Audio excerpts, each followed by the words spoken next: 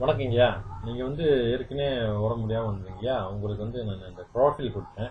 இந்த குளோரோஃபில் குடிச்ச பிறகு எப்படி உங்களோட உடம்பு எப்படிலாம் என்ன மாதிரி மாற்றங்கள் ஏற்பட்டிருக்கு?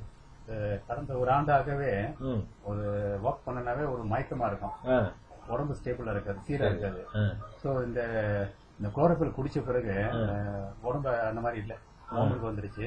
ஆ. அப்புறம் வந்து சுறுசுறுப்பாகவும் இருக்கு. இப்போ நல்லா வேலை செய்ய முடியுது. இதெல்லாம் வந்து ஒரு வேலை செஞ்சுட்டு அப்படி ஓய்வு எடுக்க சொல்லும். ம். இப்போ வந்து நல்ல ஒரு உடம்புல ஒரு ஓகே. புத்துணர்ச்சி கிடைச்ச மாதிரி இருக்கு. முன்ன வந்து நீங்க சொன்னீங்க அது அப்படியே மயக்கமா இருக்கும் அப்படின்ட்டு. இப்ப எப்படி இருக்கு?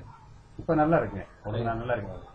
அந்த மயக்கம் இல்லை. இப்போ தலை சுத்தலாம் இல்ல? தலை சுத்தல. இப்போ ஒரு 3 வாரம் தான் எடுத்துக்கிட்டு இருக்கேன். 3 வாரத்திலே அது மாறுதல் தெரியுது, நல்ல மாற்றம் தெரியுது. நல்ல மாற்றம் தெரியுது. இப்போ உங்க வந்து இந்த குளோரோஃபில் குடிக்க குடிக்க உங்களுக்கு வந்து ஒரு பேலன்சிங் பாடி பேலன்ஸ் இல்லைன்னு சொன்னீங்க இல்லையா? ஆமா ஆமா. இப்போ இந்த குளோரோஃபில் குடிக்கும் போது என்ன தெரியுது?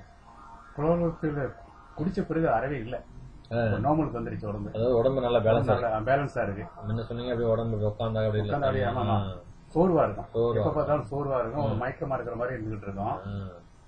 தலை அப்படியே லேசா சுத்துற மாதிரி இருக்கும். எங்கிருந்து வரீங்க? இதுல 10 கிப்ஸ்ல இருந்து வராங்க. கத்திக்கிறது.